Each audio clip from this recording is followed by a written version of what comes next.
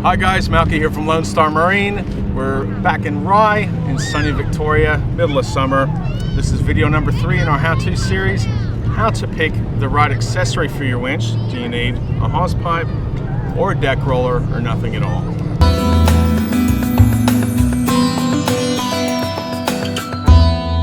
Okay, so if your winch is mounted on the top deck of your boat, that's standing proud for the world to see, and you've got directly from your bowsprit back to the winch, you're not going to need either of these accessories. All you're going to do is run your rope and chain over the top of the drum. It's going to come from the bowsprit over the top of the drum, and that's it. That's all you need. If, however, you're like most people, especially trailer boat owners, especially recreational trailer boat owners, and you want to mount this under the top deck or in the anchor locker, you're going to need a hawse pipe or a deck roller. Now, hawse pipes, people love these things because they're sleek and shiny and pretty, and they work extremely well in a lot of applications. Normally you would use a hawse pipe when you don't have an anchor locker and the winch is mounted onto a shelf under your top deck. So you don't have a door or anything, you need access, you've got to get the rope and chain from the anchor davit or bowsprit onto the drum, pop a hawse pipe in your top deck, right about over the middle of the drum. They're slanted back, so if you pop it about over the middle, you can run it over the back of the drum, and that's ideal. You want to keep that fleet angle as wide as possible. Now we do two different types of hawse pipes. We do a mini wide. This is a mini wide. We also do a wide version. The mini wides are favored, especially for smaller boats, because they're smaller and sleeker. However, you do need a good amount of distance between the hawse pipe and the drum. You need at least 200 millimeters, which is about that far. And the larger your winch, the more distance you're going to need between the hawse pipe and the drum. So if it's very close to the top deck, if you've only got 50 mil or 100 mil, regardless of what size drum winch you have, you're probably going to have to go the wide version.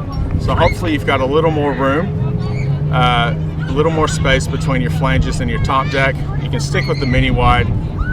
People love it. It looks nice. It's small. Now, deck rollers. We also do two different sizes of deck rollers. This is a large deck roller.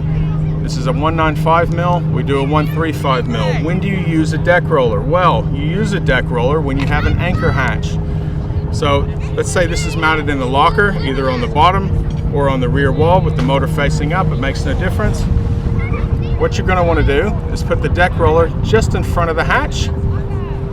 You're going to trim a semicircle out of the hatch, just a fiberglass, just enough to allow the rope and chain to pass side by side and back onto your drum.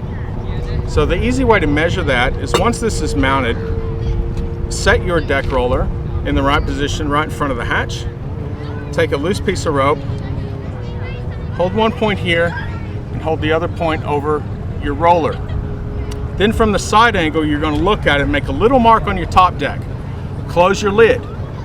You line that mark up with the center of your top deck, and that's how far back that hole is going to have to be cut. It's pretty simple.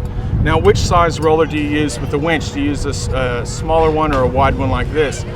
That's also quite easy. Look, if it's a GX1 or a GX2, you use the 135 deck roller. If it's a GX3 to a GX5 like this one, you use the wider one because the drum's wider and you need the wider opening so the rope and chain will fill nicely. Now you'll also notice that our rollers have a slight curve in them. This is quite important. What it does is it kicks the rope and chain more to the sides, and it helps prevent it from bunching up in the center. It does a pretty good job. The other crucial thing though, to keep your rope and chain from bunching up in the middle, is to have it packed on right the first time, nice and tight, just like we talked about in the first video. So that's about all there is for these two accessories. It's very important that you get the right one. Put some thinking into it.